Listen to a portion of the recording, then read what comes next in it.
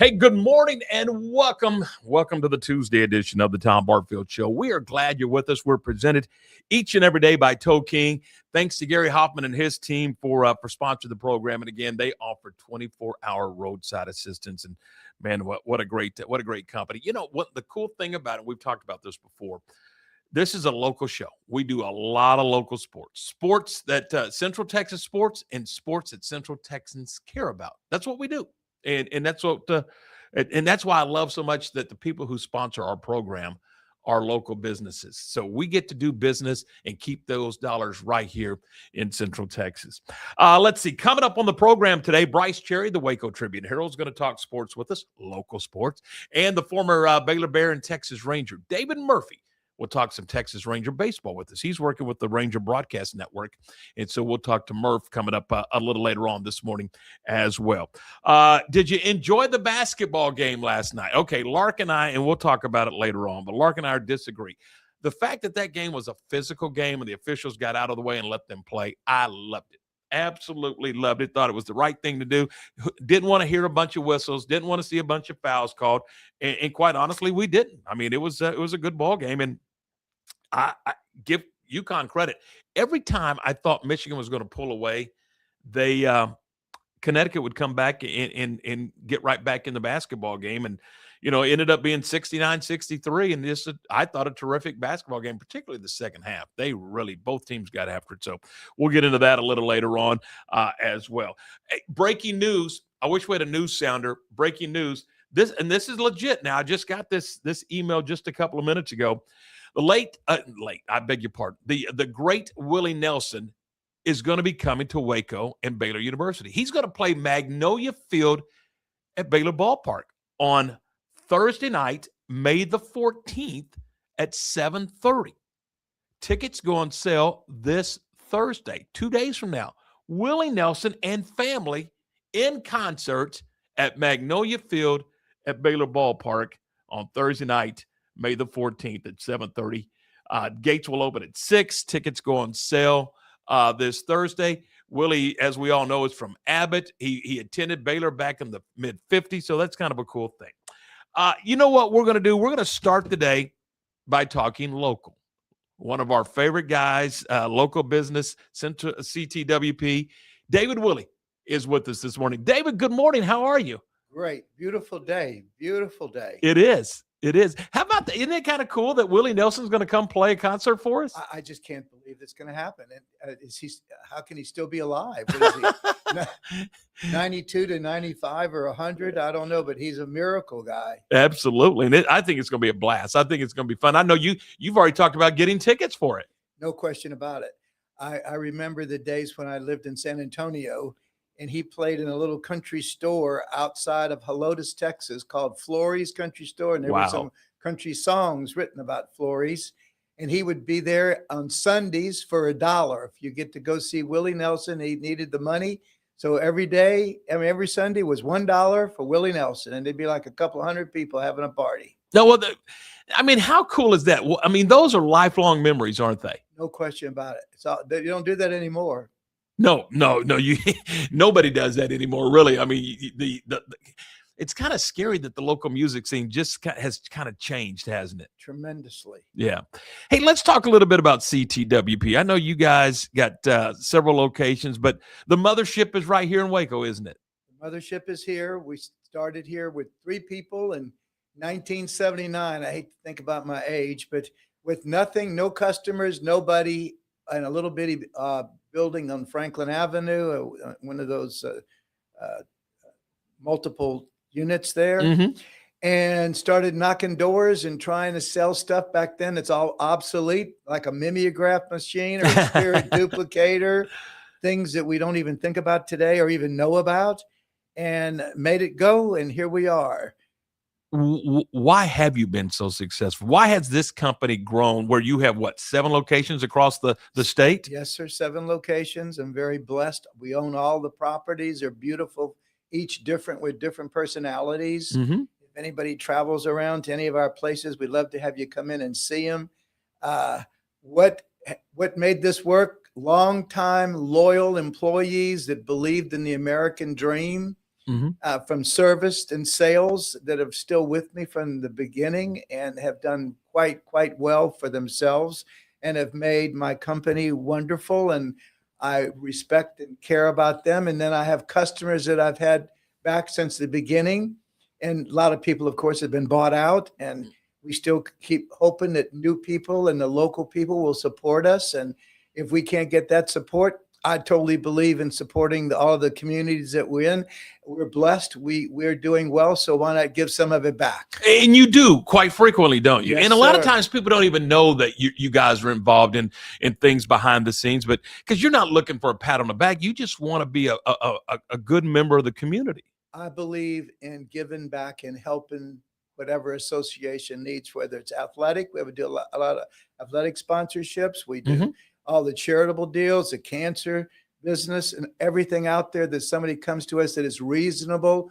We in golf tournaments that get their money and give it to charity. Those are the kind of, and this is not just in Waco, but all over the state. Visiting with David Willey from CTWP. Talk a little bit about some of the products and services. You mentioned that, things change and you just kind of keep evolving with it. What are you doing now? What are our key product lines now, and some, maybe even some of the brands that you carry? One of the things that I think about, I pinch myself every day to think that I started with a company called A.B. Dick Company a long time ago, and the young people don't even know what A.B. Dick. I don't even know if you remember. I don't, quite frankly. They were the largest duplicating company in the world. They were bigger than Xerox, and Xerox had just got involved in the business. And I was working for them, and then became a corporate officer, and then ended up in San Antonio. And the thing about it is that products, we were selling ink and stencils and stuff, and then here comes the technology, and here comes copiers that actually put an image on a piece of paper by putting it on a glass, and all these things that changed. First it was analog, now it's digital, now it's wireless. Now you can send stuff all over the world, scanning. Yeah. Now there's the cloud, and you store all your info in the cloud, and all that's done through a copier. And what I'm blessed about is that everybody still, of any size business, has to have a copier for scanning, printing, all the different things. You're lost without it. Amen. You are a business is lost without that. And of course, we sell printing presses, that used to have ink and Really? water. Those are all gone. It's all digital. We have machines that are as long as this building is here that have full facilities. Once you program it, you press the button and a bound book comes out at the other end. Wow. And it cuts it, trims it, binds it, puts it out. It's amazing the things that we do. So we are little bitty copiers to great big printing presses. Where are we what's the future hold for us, David, in this industry? Where are we going? Well, we have to have images. So it seems that everybody still wants to have images on paper. When paper goes away, I'm out of business. And everybody says we're going to have it wireless, and we're going to have no paperless society. Sorry, we're not going out of business anytime what's soon. What's amazing to me is everybody that says this, that's talking about, it's still printing all the time. Absolutely. And I don't see how we're going to stop printing. Look at magazines. Look at all the stuff that you want to look at. You want to take home, booklets, all of that kind of, and high quality. And now we're talking about embossed stuff in different colors, silver and pink and all kinds of things that you can actually put on paper. Now that you couldn't do before with offset printing presses, now you can do it with digital stuff. It's amazing all the things that are happening in this market, and it changes constantly every day. But the main thing is being able to communicate all over the world via internet and scanning. And it's just phenomenal. And people demand this, and we're on top of it. Also, we have a lot of product lines, which we can talk about as well. Yeah. Talk to me about some of those. Because I mean, you've got the best of the best in your business. I've been very lucky to be able to be appointed by these manufacturers, and I don't do all of them in all the cities because I try to make my quotas in different cities. We sell different products. 3 years ago, we bought a business here in Waco that was a Xerox dealer. So now we handle Xerox, and that's a story to talk about. What is going to happen to Xerox? I don't know if you're paying attention to it, but 3 years ago, it was $8 a share and was doing fairly decent. They put in some moron as the president of the company. The company is now $1 billion in debt, and the stock is $1.20. And I don't even know, that's a common household name. Yes, Xerox. it is. And they're in such big financial issues. I don't know if they're ever going to come back, but we have a lot of their machines out. We service them. We have great quality. So besides Xerox, we have Konica Minolta. Konica Minolta has been around a long time. It used to be Konica and then Minolta, and the two Japanese companies merged, which I first started selling here in Waco in the 80s, both brands. And then we now have Kyocera, and here at this studio, we have a full blown out system with printing, scanning, sorting, document feeders, stapling that y'all can use. Right. If you haven't used and it that's an yet. elite machine. And it does great color. The thing we have to sell is quality. Right. And the backside of me is why we're successful. If you came to any of our offices, we have a lot of technicians. They're all trained. And when the service call comes in, it's dispatched immediately. And we have complete control of when that tech gets there, how they fixed it, and when it's finished, so that we have happy customers and not people complaining that we don't know what we're doing. Talk about what you will see when you go to the website, www.ctwp.com. What's that website going to tell a potential consumer? They're going to show a really good-looking site that's easy to navigate through. It's going to talk to you about all the services that we offer, scanning, printing, folding, shredding, all different types of other products other than just copying, wide formats. In fact, right there, that's Sports Illustrated with Tom on there. That's printed on a wide format. We sell those. Not me, Tom Brady. I mean, okay, yeah. Sorry. Well, I don't know. Y'all kind of look alike. Yeah. Our money's kind of the same. No, Yeah. I mean, I know that you're getting paid close to what he does. Of course I am. That's why you're here. Exactly. Yeah. David, just why CTWP? Why should a consumer give you the first opportunity for you guys to earn their business? Okay, so I think that's the best question you could ask me, and I got a really good answer. We advertise all kinds of ways: television, radio, all kinds of social media, podcast. The major thing is I'm not asking anybody demanding for the business. I'm saying if you give my company or any of my salespeople an opportunity to quote them and to show them who we are and what we are, out of 10 people or companies that are going to buy, we close 8 every day, every time, if we just have the opportunity. I still am frustrated that why does somebody, and it happens here, and I know that a lot of the listeners got to think about it. You have a copier from an out-of-town company.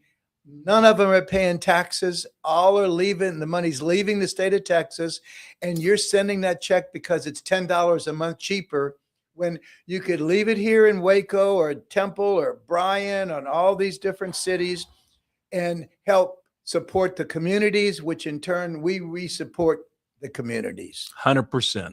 And I'm frustrated that I don't get a chance. If I get a chance, we win, and we can show them why. We have great people, smart people. If somebody came by any of our offices, no other competitors in any cities, including San Antonio, has a more beautiful office with more technology and products sitting on the floor to come by, technicians to meet them, talk to them. In fact, in Corsicana, you need to go by Corsicana. Corsicana, it was a building that was built in 1918. Wow. And when we bought it, it's on Beaton Street, which is the historic area of Corsicana. And the thing that has run down was just junk, except by luck.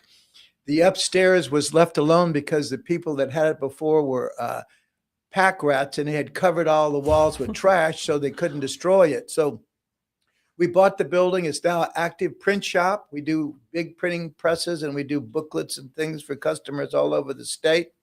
And We refurbed the building and put it back just like it was in 1918, and we're getting ready to get a plaque on that. Upstairs is all the offices that were active at that time in 1918 and 1920. There was a school there. There was recruiting for World War I. There was all kinds of things going on. Corsicana was a big city. I don't know if a lot of people don't know this, but there were like 1 million people at one time because of the oil business. They live in tents. Holy moly. No, I didn't know that. Big. Yeah. And now a lot of that money is still there with trust around. So that's a very wealthy little town. But if anybody's in Corsicana or driving through on Beaton Street, you come by our office and we'll blow you away, because upstairs is just like it was in 1918. Here in Waco, it's 3730 Franklin Avenue. David, man, what a pleasure to have you here. Thanks so much for your time, and look forward to visiting with you again soon. Listen, I'd love to come anytime. Then I can sell myself or sell the company, and it just like to have the opportunity to do business and grow.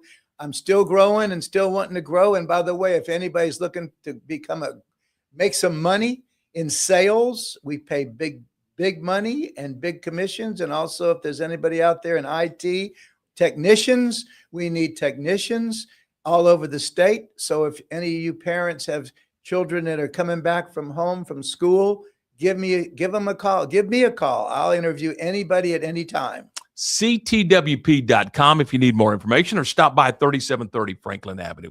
We'll take a break, and we'll come back with more in just a moment. Morrison's Gifts, Waco's oldest family-owned gift store, wants to ask a question to the guys out there. Don't you just love gift giving? Does John Hart, Consuela, or Jellycat mean anything to you? If not, at Morrison's, we have your answers and your back. For 47 years, we have guided men and you ladies through the trauma of selecting the right gift for the right person. Come and see us at 4312 West Waco Drive in the Brazos Square Center, close to Jason's Deli. That's Morrison's Gifts, owned by a proud Baylor Bear. Lake Waco Golf Club is a semi-private facility nestled along the north point of Lake Waco, one of the few facilities in Texas to have a full 18-hole regulation golf course, as well as an executive 18-hole par 3 golf course. Plus, check out their bar and grill, which is open to the public. And if you're not a golfer, then enjoy time by the pool or even enjoy fishing around Lake Waco. Become a member today and call to book your tee time. Lake Waco Golf Club, where family and friends fun begins. Check them out at lakewacogc.com for more information. Is your roof ready for the next Texas storm? Don't wait for a small leak to become a big problem. Call JK Roofing of Waco. Whether you need roof repair, a full replacement, or a professional inspection, JK Roofing has quality workmanship and dependable service you can count on. Locally owned and committed to protecting Central Texas homes and businesses. Call JK Roofing today for your free estimate and get the job done right the first time. Call JK Roofing 254-744-2211. JK Roofing of Waco. Strong roofs, honest work, and peace of mind. Being stuck on the side of the road is stressful no matter what time it is. Tow King is here to help. A locally owned and operated family-run business, Tow King offers 24-hour emergency roadside assistance with trained operators and high-caliber equipment for damage-free towing. Tow King of Waco is a company you can count on. Call Tow King the next time you need help. Check them out on Facebook, and remember, slow down or move over.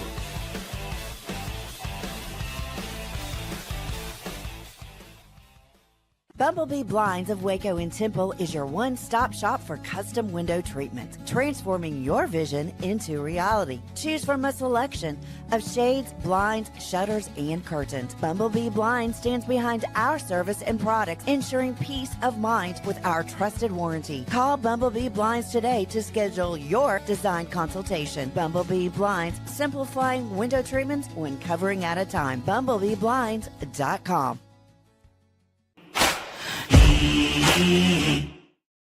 And you're back with us. This is the Tom Barfield Show. It is a Tuesday, and as always, we visit with Brice Cherry, the Waco Tribune Herald. Brice, good morning. Thanks for your patience. Absolutely. Good to see you. Hey, what'd you think of the basketball game last night? Lark and I have different opinions. I like the fact that the officials basically swallowed the whistle. Yeah, I didn't have a big problem with it. Of course, I'm an NBA fan, and in the playoffs and the NBA playoffs, you get a pretty physical style of game. I don't think UConn lost because of the officials. I know I saw that sentiment shared on social media by probably some sour UConn fans, but no, I thought Michigan was the class of the NCAA. Clearly, just the way they obliterated Arizona the other day. I mean, that was something to behold in itself. But you know, it wasn't the most aesthetically pleasing, of games, maybe not. But I have a differing opinion on that, which I think, it's crazy to me that we play all of these basketball games in basketball arenas until we get to the three most important games of the year. And let's go stick them in a football arena and the sight lines, it's so different. And players always talk about it, trying to shoot in like one of these big domes, basically, for lack of a better word.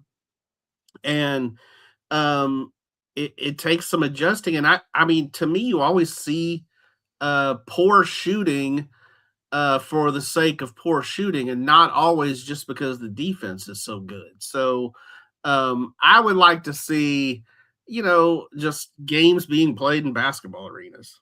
Did you see, and I think it was Michigan, that before they went to the Final Four, it was one of them, and I believe it was Michigan, took a basketball goal out to the football stadium so they could try to recreate that depth perception or lack thereof and shoot the basketball in practice. And I thought, You're telling me you're going to the Final Four and that's what you are doing?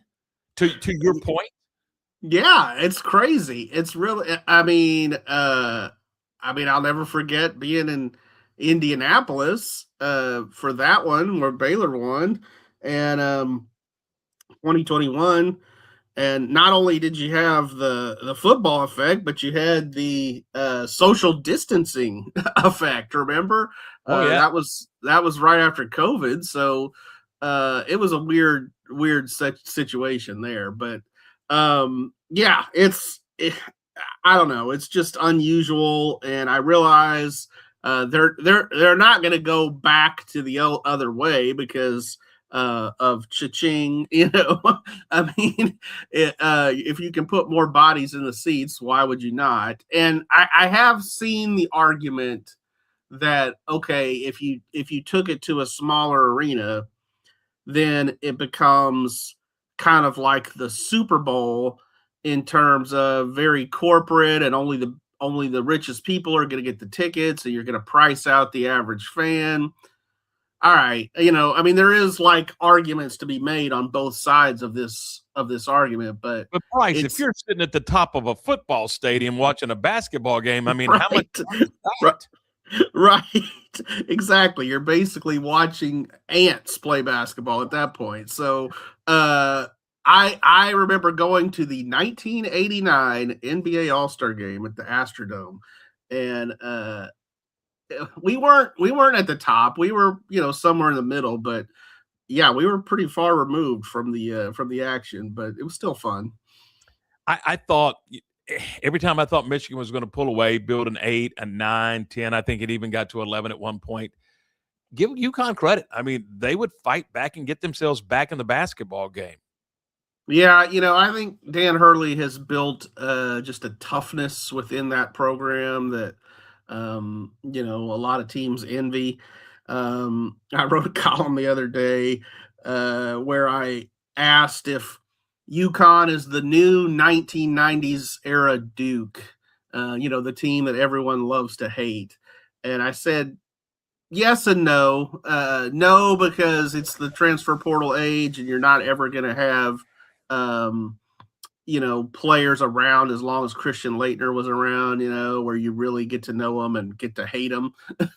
But they do have the ultimate villain, I think, in college basketball right now in Dan Hurley. He's just smug, and he rubs people the wrong way, and it's fun. I mean, I love having like villains in sports. Talking with Brice Jerry, the Waco Tribune Herald. Hey, Brice, how about the La Vega Pirates soccer team? Isn't that not a cool story? Oh man, it was such a scene the other day over at Waco ISD Stadium. It's an excellent story. Here's where I will give the UIL credit for, expanding the number of state champions. I think it has benefited some of our local schools in several sports. I mean, I think Rappaport talked about it last year when they won the state championship. I think they realized that, expanding the number of champs helped. And in soccer, of course, they're only going from 3 to 6. So, it's 6A, 5A, and 4A, and each of them have 2 champions. So, it's not really that egregious. But, La Vega, they've been building this for a while, and they've got just some really skilled kids with the ball that can dribble and are quick. And then I was over at La Vega yesterday, and Manny Gibson, their longtime coach, who's actually going to coach baseball after this season, he said, it kind of gets overlooked, but our defense has been really huge. He said, I'm an old school coach, defense wins championships. Their defense came through huge because Marble Falls had a fair amount of shots, but La Vega just kept, saving the ball. Its other defenders would get in there and poke it away, or they would clear it, or, it was just, it was exciting. And then, so La Vega goes up 2-1 late in the first half. And then the second half really was kind of a defensive battle. And then late in the game, like 3 minutes to go, La Vega gets kind of the clincher, to go up 3-1. And Ramiro Varela scored that goal. And then he ran over to midfield and he did something that you see occasionally in soccer, which is he took his shirt off and, so naturally I had to ask him about that. And he said he knew he was going to get a yellow card for it, but that it was worth it, because he'd been planning it since like his youth soccer days. And he told his coach, if I get to the state semifinals and we win and it's not like going to cost us, I'm going to do it. So he did it. Talk a little bit about the Baylor Invitational. I know that's coming up, and that's going to be a nice meet. Yeah, it is. It's a 1-day meet. You don't get a ton of those, but you get occasionally. It's only on Friday. And they'll have some good teams coming in, some in-state teams. And Baylor's clicking along nicely right now. They were coming off, the Texas relays last week and had some good performances. They had, they're really got something going in the pole vault. And their women's pole vaulters are up there right now. Molly Haywood won the what they call the elite division at the Texas relays in the pole vault. And then Lencia Kentz, she had a silver medal in the other division of the pole vault. So they're doing well. This meet won't be as big as the Michael Johnson meet, which is later this month, but it's still a good chance for Baylor to host again. They like hosting 3 if they can in the outdoor season, and so this will be the second of 3. I got to ask, are you getting your Willie Nelson tickets? I saw that today. I saw that this morning. And off guard? It did catch me off guard, and I've got a little note on my phone of like the concerts I've attended and the people I still want to see, and Willie was on that list of people I still want to see. So yes, I need to check and see. Baylor Ballpark. Yeah, at the Baylor Ballpark.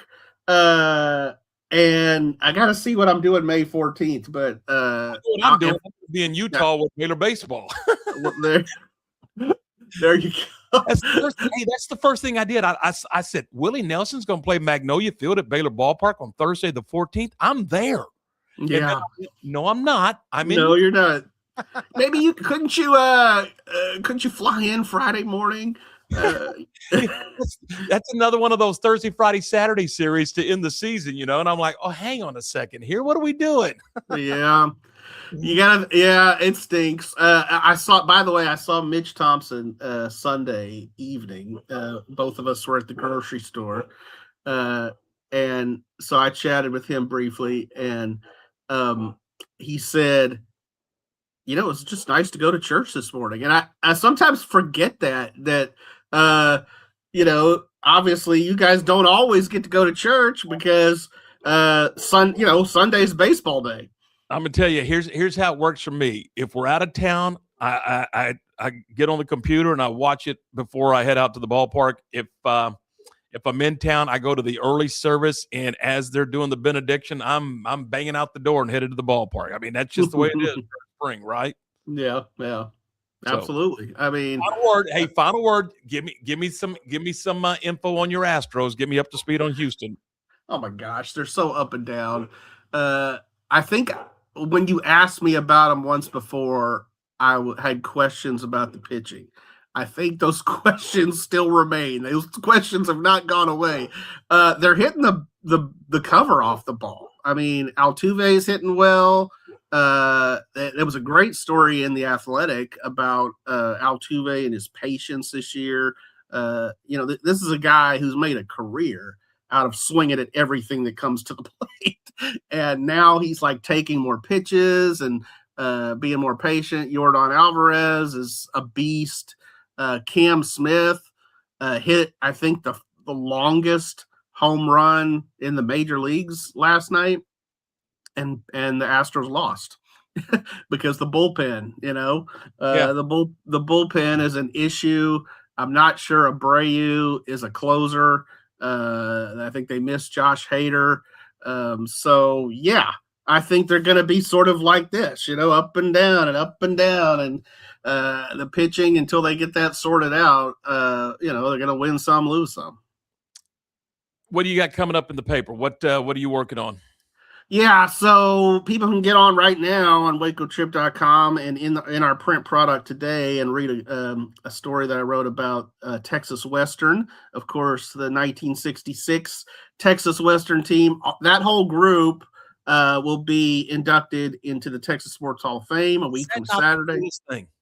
Oh, yeah. So, I'm not patting myself on the back at all, but I'm on the selection committee. I have been working for many years to get them inducted.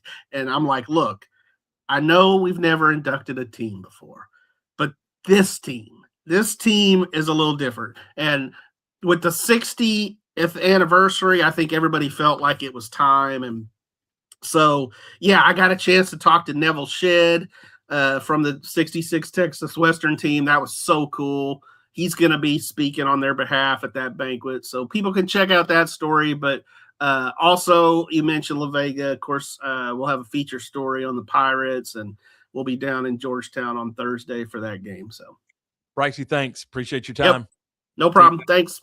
Yep. Sports Tribune Herald, Brice Cherry on the program. Next, we talk some Texas Rangers baseball, and we talk some Baylor baseball, and we go reminiscing a little bit, and we do it next with David Murphy.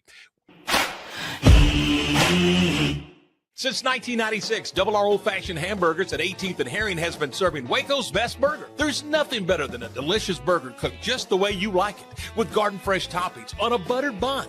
Add tots, fries, curly fries, or onion rings for a perfect meal.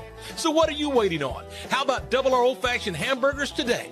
Double R Old-Fashioned Hamburgers is open Monday through Friday from 10 a.m. until 4:30 p.m. and Saturdays from 10 a.m. until 2 p.m. Double R Old-Fashioned Hamburgers. And don't forget to ask about Double R's catering.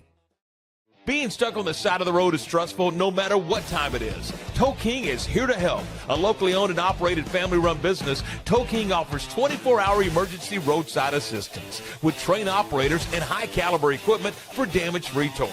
Tow King of Waco is a company you can count on. Call Tow King the next time you need help. Check them out on Facebook, and remember, slow down or move over.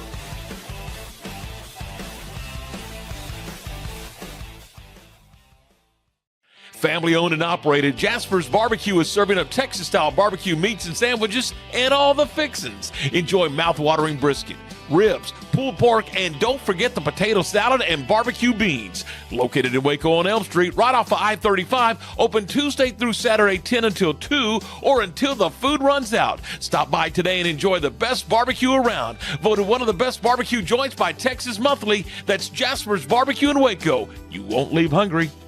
Morrison's Gifts, Waco's oldest family-owned gift store, wants to ask a question to the guys out there. Don't you just love gift giving? Does John Hart, Consuela, or Jellycats mean anything to you? If not, at Morrison's, we have your answers and your back. For 47 years, we have guided men and you ladies through the trauma of selecting the right gift for the right person. Come and see us at 4312 West Waco Drive in the Brazos Square Center, close to Jason's Deli. That's Morrison's Gifts, owned by a proud Baylor Bear.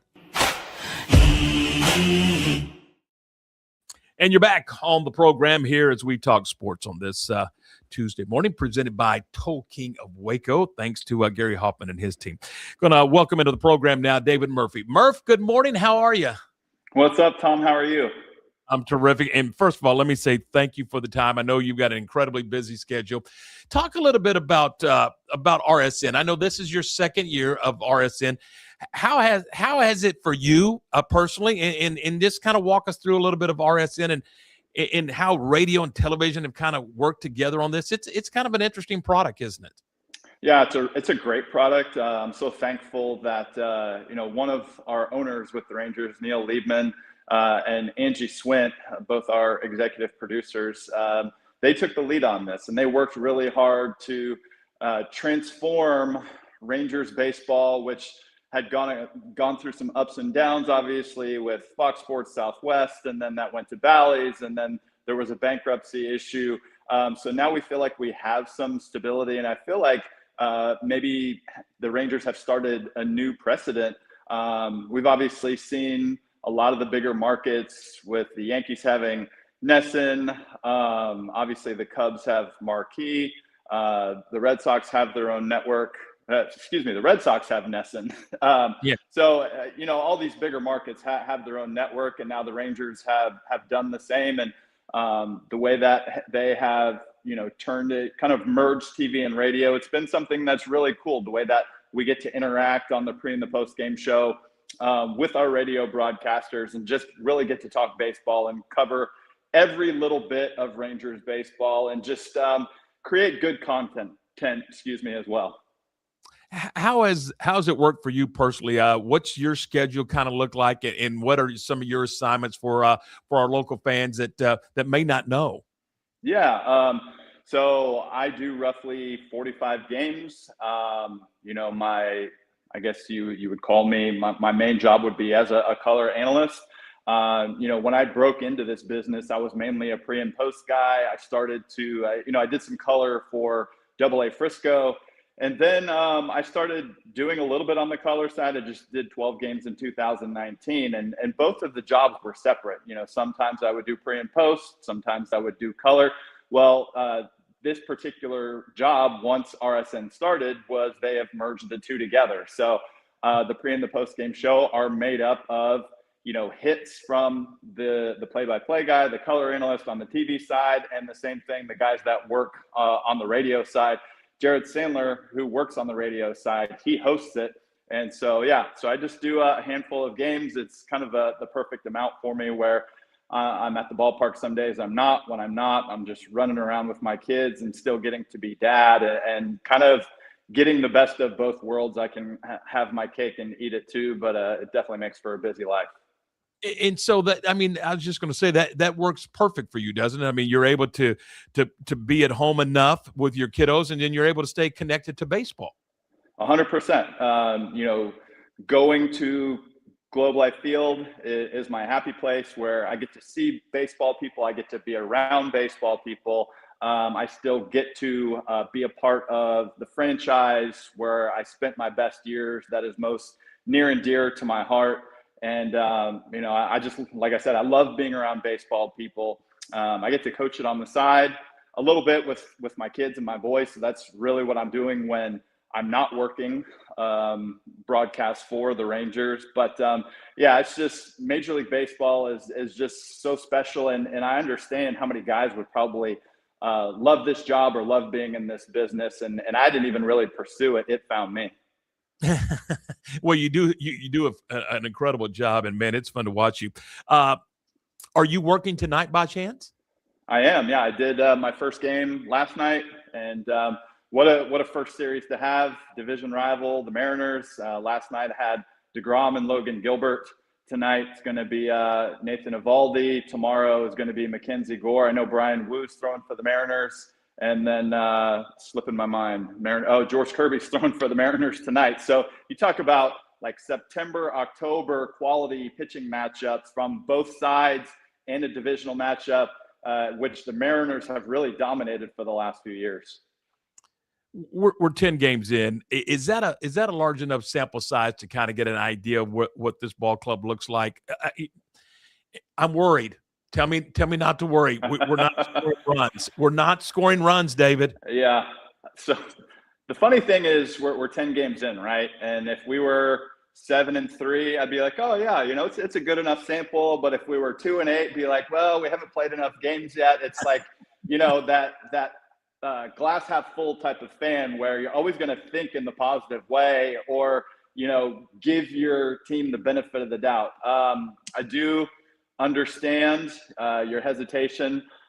What I can say is there seemed like a different approach in spring training that translated to results that rolled over into the regular season in the first two series against the Phillies and against the Orioles. For whatever reason, the last few years when the Rangers have taken the field at Globe Life and stepped in that batter's box, they just have not seem to be the same offense or put up the numbers that they're capable of. And unfortunately, through 4 home games this year, that trend has seemed to continue. Last night, they were able to squeak one out, even though they still didn't really hit. But I think with the question that you're asking, I think it is way too early to draw any type of conclusions. The Rangers front office and coaching staff did their best to kind of make this a new look offense. You've still got the focal points, which are Corey Seager, Wyatt Langford, Jake Berger has looked really good early on. Brandon Nimmo has been a great addition atop the lineup. He sees a lot of pitches. He puts pressure on opposing pitchers. So there's enough things to be excited about, and there's enough talent in that lineup where I think we can all be optimistic, but then once again, it is a result-driven business.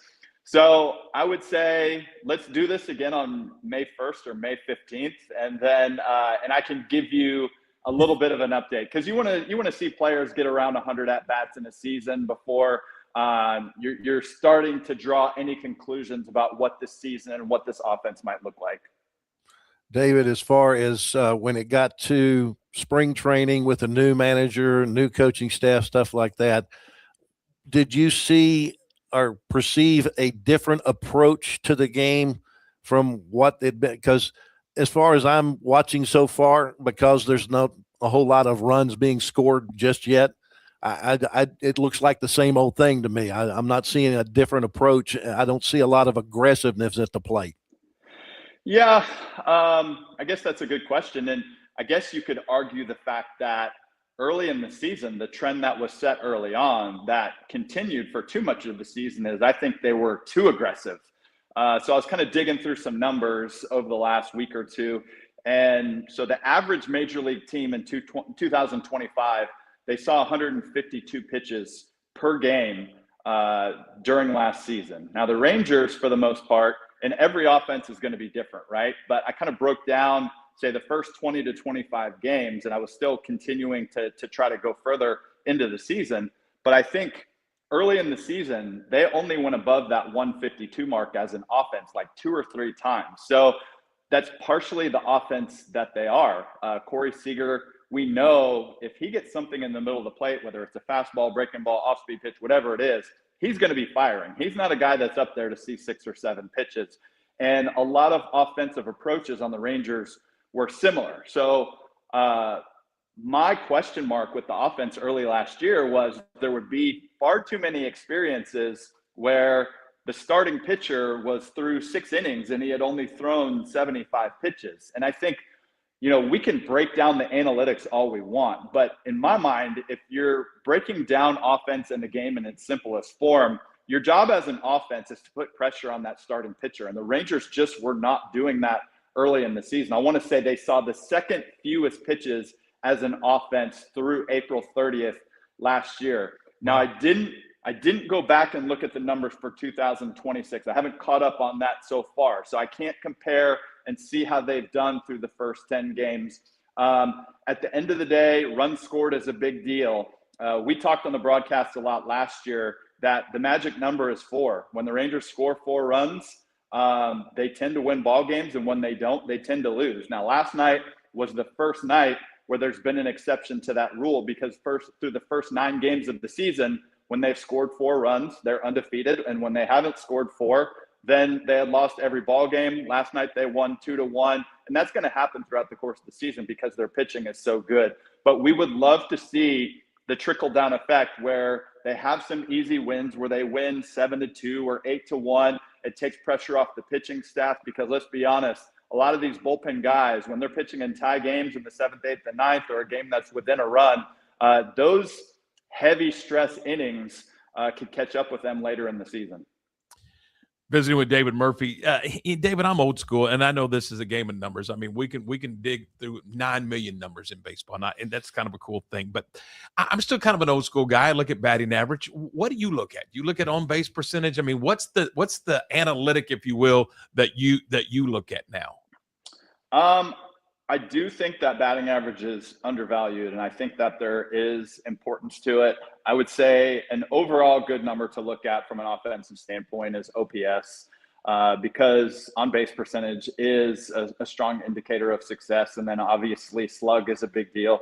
When you have so many guys that throw in the mid to upper 90s in baseball, it's a different game today. And the game is based so much on power, because if you can score runs on 2 or 3 different swings in a ball game, then that's going to change the outlook. And that's why so many of your big power guys are paid the big money in this game. And similar on the pitching side, the guys that throw really hard and that rack up the strikeouts, that have the durability, those guys are paid really well also. So I don't know if I've bought into any I haven't necessarily gotten into weighted runs created plus to WOBA and ex-WOBA, or the expected numbers. Like there's expected batting average and expected slugging.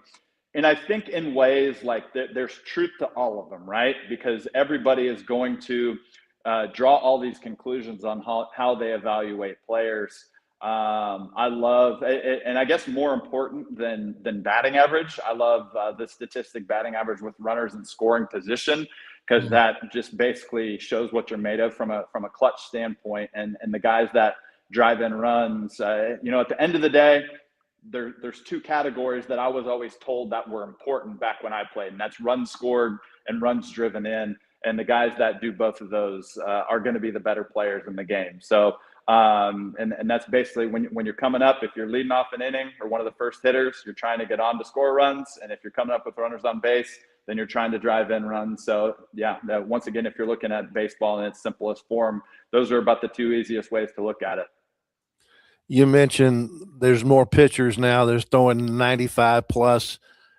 Is it possible that home runs are up because the pitchers are providing that extra oomph with those 100-mile-an-hour pitches that a lot of batters can catch up to?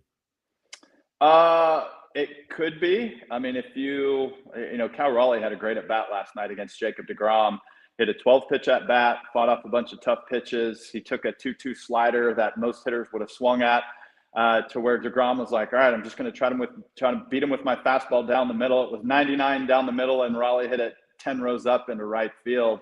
I think the way that hitting is taught at lower levels and up into the big leagues, I think guys have more information than they ever have before. So I think these hitters are well educated on how to put the ball in the air, and they are encouraged to try to hit the ball in the air to the pull side, because that equals power, that equals home runs. So Those numbers were starting to come on board toward the end of my career, but the way that it seems like mechanical things are explained to these guys, the scientifics, biomechanics, things like that, I think these guys are better educated than they've ever been before. Talking with David Murphy, I gotta ask, ABS, pitch clock, reviews, you a big fan? I think it's still early on that as well. I think if I was watching a playoff game and the result of the game had to do with a blown call, then 100% you're going to say, well, I wish we had a system in place where that call wouldn't be missed, so that the call would have been right and the result of the game would have been right. And I think that's basically, I think it's overblown in a way because, so many people are talking about, how often should I use it? Or, what time, kind of like, you ever seen the blackjack card, when should I hit? When should I stand? When should I double? Those sorts of things. A lot of teams have their own, basically their chart of when should I do it, and they try to memorize it, and so it's more the leverage situations in the game that you don't want to see affected by a blown call, and I think that probably gives umpires a little bit of comfort there too, that they know that they're human, that they're going to miss some calls. I don't necessarily love it from a broadcast standpoint because it kind of slows down our momentum. But at the same, I do see where it's good for the game. Final thought for you. I'm just curious. I know you spent some time here at Baylor and had a great career and back in the early 2000s. Do you stay in contact with your former Baylor teammates? Do you stay in contact with your former Ranger teammates? Yeah, I do. I can't say a ton. I mean, you'll have moments where, just a few events that I made it to, alumni events during the fall, the off season. I got to see some old Baylor teammates. There's a text chain that I'm a part of where, I see the way that guys react to the way that the Baylor team is playing. And same with the Rangers. That's one of my favorite reasons about going to the ballpark is getting to see a lot of old teammates, especially those that are employed by the Rangers, whether it's Michael Young, whether it's Ian Kinsler. I run into some former teammates in the youth baseball world because we have boys that are similar ages, and they're coaching their sons as well. So at the end of the day, while baseball wasn't necessarily being a baseball player, it wasn't who I was. It was something that I did. It's also, baseball is in my blood, and there's something that just brings me joy, makes me happy about seeing baseball guys and being able to talk baseball with them. So, I think we're all in the phase of life where we're so busy with our kids, but when the time comes where you can slow down, sit down with them, have a conversation, in person or on the phone, and reminisce about good memories and good times. It's just, those are joyful. They just make you happy. Your time at Baylor, how did it prepare you for the next level, to go pro and work your way through the minors and get to the big leagues and have such a nice career? I guess I would start from a people standpoint. I always told everybody, people would ask, why'd you choose Baylor? And there were three reasons: Coach Smith, Coach Thompson, Coach Johnigan. You had guys that consistently showed that they believed in me. They put that focus, that confidence in me. So I think, as a coach now myself, or the way that I evaluate the game, it's easy to be fickle, right? And you can be high on a player when he's doing well for you, and you're low on a player when he's not. And I think that was my first introduction into the fact that baseball is a marathon. It's not a sprint.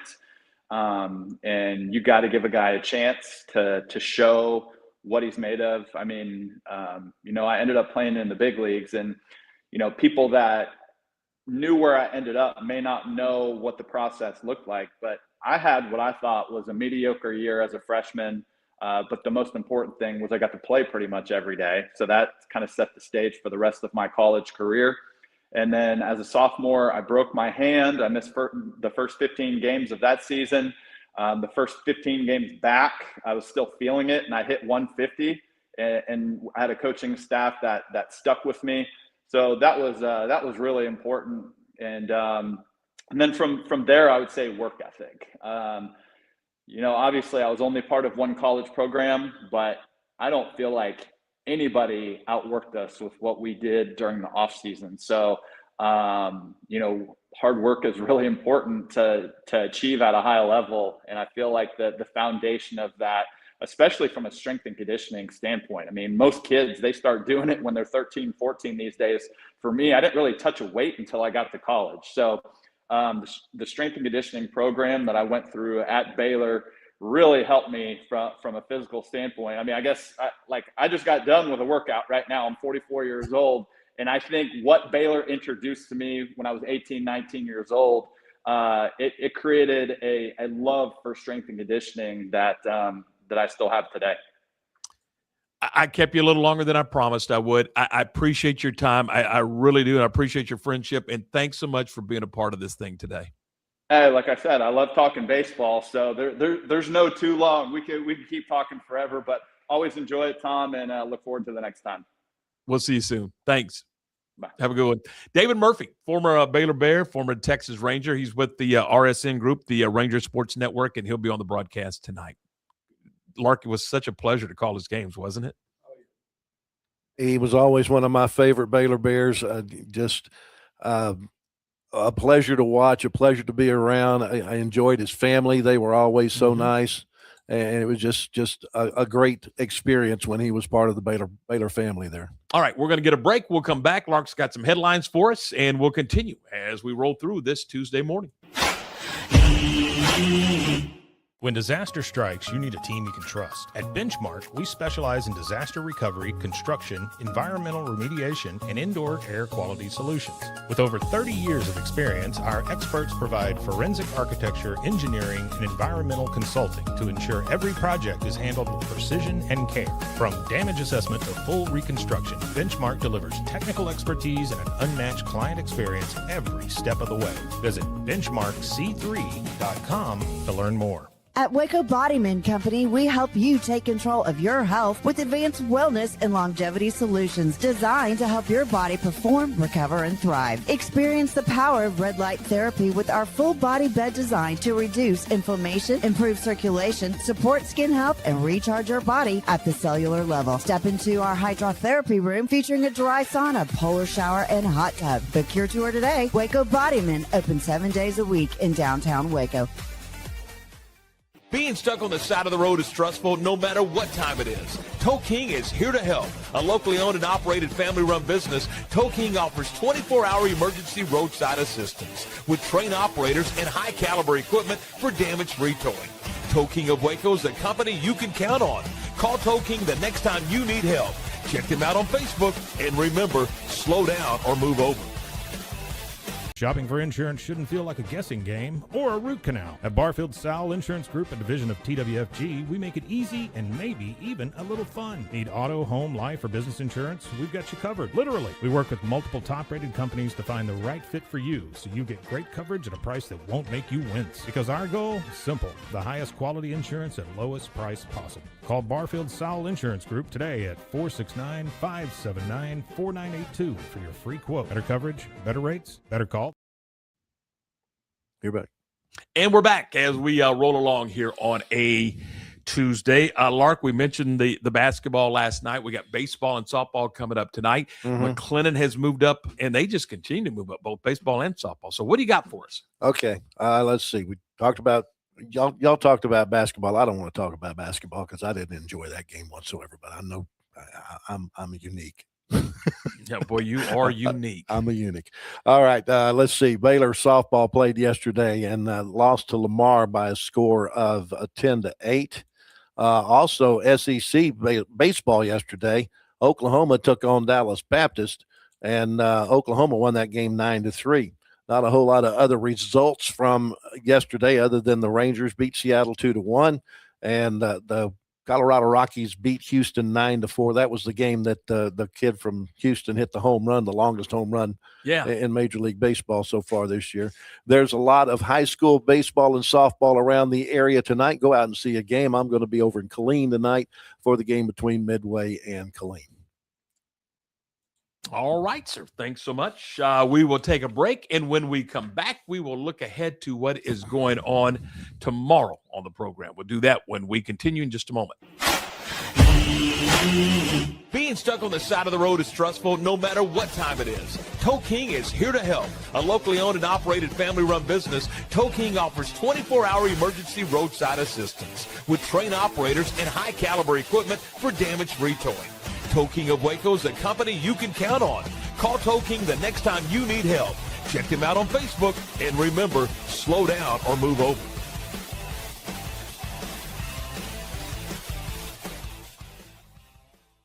Lake Waco Golf Club is a semi-private facility nestled along the north point of Lake Waco, one of the few facilities in Texas to have a full 18-hole regulation golf course as well as an executive 18-hole par 3 golf course. Plus, check out their bar and grill, which is open to the public. And if you're not a golfer, then enjoy time by the pool or even enjoy fishing around Lake Waco. Become a member today and call to book your tee time. Lake Waco Golf Club, where family and friends fun begins. Check them out at lakewacogc.com for more information. At Waco Bodyman Company, we help you take control of your health with advanced wellness and longevity solutions designed to help your body perform, recover, and thrive. Experience the power of red light therapy with our full body bed design to reduce inflammation, improve circulation, support skin health, and recharge your body at the cellular level. Step into our hydrotherapy room featuring a dry sauna, polar shower, and hot tub. Book your tour today. Waco Bodyman, open 7 days a week in downtown Waco. When disaster strikes, you need a team you can trust. At Benchmark, we specialize in disaster recovery, construction, environmental remediation, and indoor air quality solutions. With over 30 years of experience, our experts provide forensic architecture, engineering, and environmental consulting to ensure every project is handled with precision and care. From damage assessment to full reconstruction, Benchmark delivers technical expertise and an unmatched client experience every step of the way. Visit benchmarkc3.com to learn more. Bumblebee Blinds of Waco and Temple is your one-stop shop for custom window treatment, transforming your vision into reality. Choose from a selection of shades, blinds, shutters, and curtains. Bumblebee Blinds stands behind our service and products, ensuring peace of mind with our trusted warranty. Call Bumblebee Blinds today to schedule your design consultation. Bumblebee Blinds, simplifying window treatments one covering at a time. BumblebeeBlinds.com.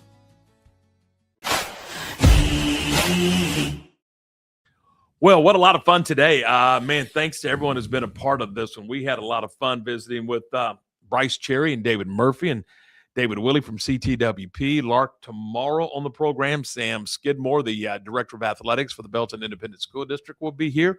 And we'll also talk with Kyle Yeomans as the draft is coming up just around the corner, in fact. So we'll talk to Kyle about that. Later in the week, we'll visit with Jay Black from the Texas Sports Hall of Fame. And we'll also talk to Michael Haig from the Waco Trib. He's going to be he covers Baylor baseball, and we'll get his thoughts on where the program is. Just about a handful of games past the halfway point, so we'll do that. Next week, we are working on Braxton Ashcraft. Braxton is in the Pittsburgh Pirates rotation, starting pitcher for the Pittsburgh Pirates, and having a terrific start to his 2026. We'll visit with him, former Robinson Rocket. So we got a lot of stuff coming up, working on a lot of things for you here on the program. You got a suggestion? Let us know. You can send us an email. You can send it to Tom at roguemedianetwork.com, Tom at roguemedianetwork.com. Love to hear from you. All right, we're going to get out of here. Thanks to everyone who's been a part of the program. He's Lark. I'm Tom. Thanks for watching. Yeah, he's Lark. I'm Tom. Thanks for watching. We'll see you tomorrow.